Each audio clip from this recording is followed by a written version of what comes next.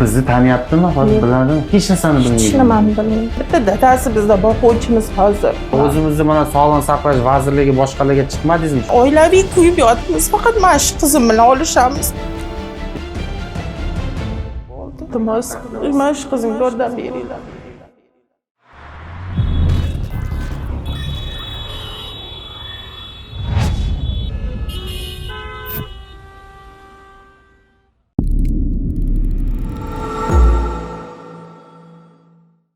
Bugungi manzilimiz bu Oqqo'rg'on tumani. Bundan 5 yil oldin avtohalokat sababli nogiron bo'lib qolgan qizimiz bor. Yoshlari 15 ga to'lgan. Qo'pol juda xavfli bo'lgan avariya natijasida bosh miyasi shikastlangan. Bosh miyaga o'sha vaqtda demak jarrohlik amaliyoti o'tkazilib, chip qo'yilgan ekan. Lekin bugun bu chip ishlamayapti deyishyapti. Ishdan chiqqan va qizimizning ahvoli og'irlashib boryapti ekan. Biz tezlik loyihasi doirasida jamoamiz bilan kelib, bu qizni holidan xabar olib, imkon doirasida qaysi tomonlama qo'llab-quvvatlab yordam bersak bo'ladi, shu masalani o'rganmoqchimiz. Mana shu loyiha doirasida biz odamlarga to'g'ri ma'noda ibrat bo'lish uchun mana shu yo'llarda harakatlanganda tezlikni oshirmaslik, yo'l qoidalariga qat'iy rioya qilish, agar shu ishlarga e'tibor qilmasa, u kimlarnidir olamdan o'tishiga yoki bir umr nogiron bo'lib qolishiga sabab bo'lishini biz mana shu hayotiy misolda ko'rsatib, yana ham ularni hushyorlikka chorlash bizning bosh maqsadimiz. O'ylaymizki, bizni bu ishlarimizdan hech bo'lmasa bitta inson o'ziga tegishli xulosa qilsa va yo'lda harakatlanishda ehtiyotkorlikka rioya qilsa, boshqalarning hayotini saqlab qolishda ozgina bo'lsa ham bizni ham hissamiz degan shunaqa umidimiz bor. Hech kimni bu ehtiyotsizlik oqibatida bo'ladimi yo boshqa holatdami birovni hayotini barbod qilishga, nogiron qilib qo'yishga yoki hayot bilan vidolashishiga sabab bo'lishga haqqi yo'q. Hech kimga bunaqa huquq berilmagan. Shu boisdan yo'lda hamma teng, hamma qoidalarga rioya qilish kerak. Bu demak hayotimizning xavfsizligini kafolati. Hozircha yo'lda harakatlanishdagi yagona kafolat shu bo'lib turibdi. Xo'p, mana keldik. Mana shu xonadon ekan. Assalomu alaykum.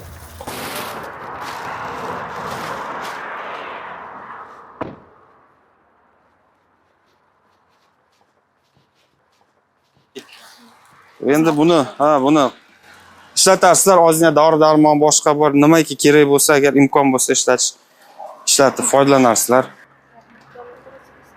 Oqqo'rg'onning qaysi mahallasi? Suvti Nihol ko'chasi. Suvti Nihol ko'chasi. Farzandingiz uydanmi yo kasalxonadan? Uydanmi? Bo'lmasa mumkin bo'lsa biza kirib yana ular bilan gaplasha oladimi? Umuman gapirmaydimi?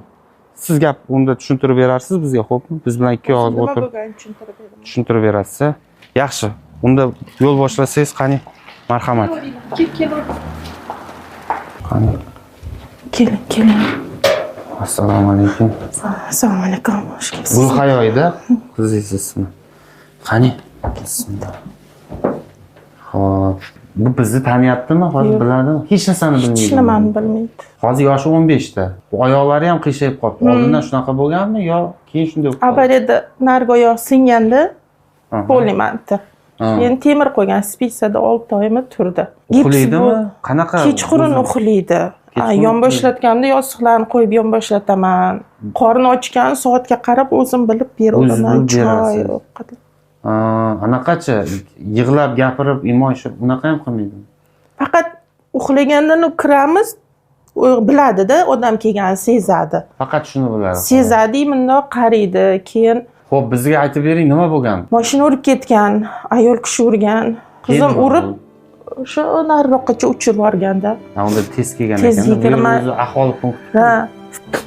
Ancha uchirib yuborganda 25 deb eshitganman-da. 10 yosh bo'lgan demak o'sha vaqt. 9,5 yosh bo'lgan. 9,5. 9,5. 10 yoshga to'lmagan bo'lgan-a? Endi karantin boshlanadi mart oyida. Bu mayda bo'ldi. O'tayotganda o'shda biz bilmaymiz, aniq Damas turgan deb eshitdik. Manaqasi Damas turganda, bu o'tganmi? Yo'lga qarang, hech kim nariyoqda pavorot bor hozir. Xo'p. Choyxona o'shda pavorotda bu tezlikda kelayotgan bo'lgan. qarashdi. Qaradi, u yerda keyin aytdi, bolang og'ir deb Toshkentga olib ketasizlarmi deb, dadasi olib ketamiz. Olib borib, polniy tekshiruv MSKTlari qildi. Operatsiyaga soat 2larda olib kirib ketdi, ertasiga 9da chiqdi dedi. Dadasi Keyin? yonida bo'lgan. Shu majruh bo'lib qoldimi, miyasi ishlamay, shu yotadi. Shu yotadi. Uzoq bir haftalardan keyin yana boshini tekshirdida, ular aytdi, shunt qo'yish kerak qizingizga dedi. Shunaqa chip bor-a, shunaqa chip. Biz eshitmaganmiz, nimasi u deydi, suv yig'ildi boshiga degan. Aha. Apparati bor boshida. Boshiga apparat qo'yilgan. Hozir nima, suv ichmoqchimi, nima xohlayapti? O'zi shunaqa qiladi. O'zi Afsus, lekin bizni anglamaydi, gaplashyapti, hech kimni tanimaydi. Olib bordik, doktorlarga ko'rsatyapmiz. Keyin nima bo'ldi endi? Mana urib ketibdi. U urgan tomonlar yordam bermadimi? Boshida yordam berdi, u operatsiyalarga yordam berdi. Keyin men aytdim, chetga olib boraylik dedim. Umuman qurimiz endi bitta dadasi bizda boquvchimiz hozir. Men bu bilan hech qayerga chiqa olmayman, bolalarim bor yana boshqa.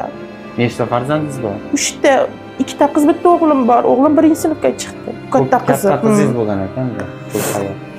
Endi hozir miyasida chip ishlamay qolyapti, nima bo'lyapti hozir? Biz Hindistonga jo'natdik. Men necha marta jo'natyapman, ular aytdi, qizing yoqda turib biz hech nima demaymiz deb. Olib keldi, boshqatdan tekshiruv qilishimiz kerak. Bizni bilishimizcha qizingda ishlamayapti deyapti. Bu yerga ko'rsatsa, gumon qilyapti. ha, bu yerdagilar ishlayapti deyapti. Vaqt o'tib ketyapti, tonus kuchli buniki. Mana shunda hali hozir bo'shashib yotibdi. Shu tonus kuchliganda o'zim ham qiynalib ketyapman. O'zim ham kasal bo'lib qolganman-da. Buni ko'tara olmay qolganman. Vaqt ketyapti, katta qiz bo'layapti. Dadamiz yetkazolmayapti hech nimaga. Endi siz Hindistonni sizga kim taklif qildi? Qayerdan topdingiz bu vrachlarni? Borib yurganlardan eshitib topyapman-da. Telefon orqali topyapman. O'zimizni mana Sog'liqni saqlash vazirligi boshqalarga chiqmadingizmi shu chet elga olib chiqib davolash chorasini ko'rish bo'yicha? Men hech qayerga chiqa olmayapman. Men uyda o'tiribman mana. Qabullar hech bir kelgan-ku, bormaganmisiz? Hech bir uchrashmaganmisiz vazirlik xodimlariga? O'sha paytda bitta nima sayyor qabul bo'lganda borgandim. Qachon bo'lgan? 3 yil oldin, 3-4 yil oldinda. Kimni sayyor qabul edi? O'sha paytda Inoyatov degan ekan. Ha, Sog'liqni saqlash vaziri. Sog'liqni saqlash vazirligi edi. Shunga ko'rsatgandim. O'tdagilar garantiya beryaptimi dedi. Bilmadim, olib borib ko'rish kerak. Olib kel, ko'raylik biz. Keyin aytamiz nimaligini deyapti dedim.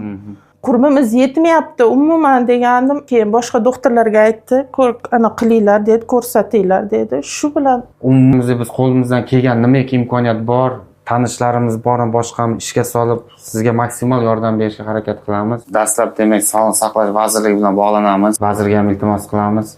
Bularni bir o'rganib bersin. Dastlab agar O'zbekistonni o'zida davolash imkoniyati bo'lsa, maksimal foydalanib ko'raylik. Mablag' tomonlama agar endi biz kuzatib turganlar ko'pchilik ungacha bar bansalarga yotqizib yurgan ekansiz dori-darmondan. Yordam beraman deganlar bo'lsa, mana sizni kontaktlaringizni, kartalaringizni olib joylashtirib beramiz. Yordam berishar mayli.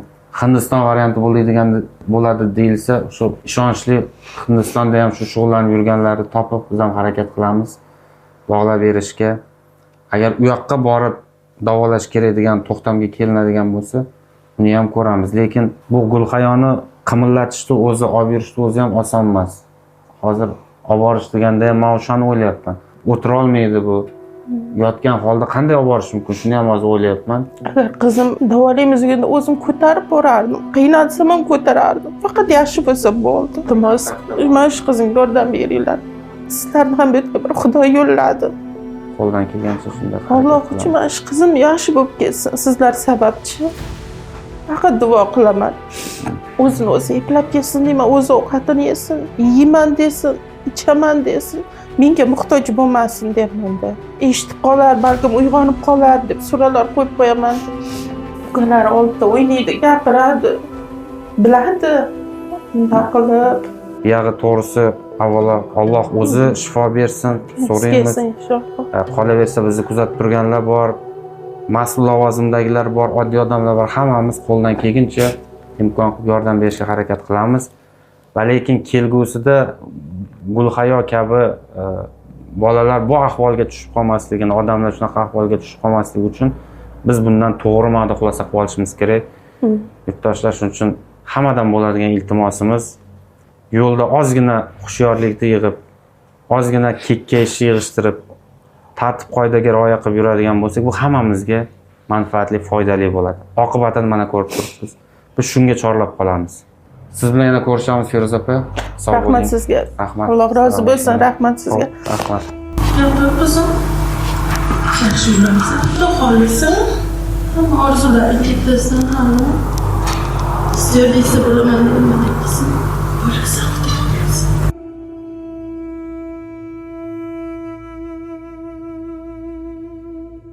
Здравствуйте, 3 А-класс.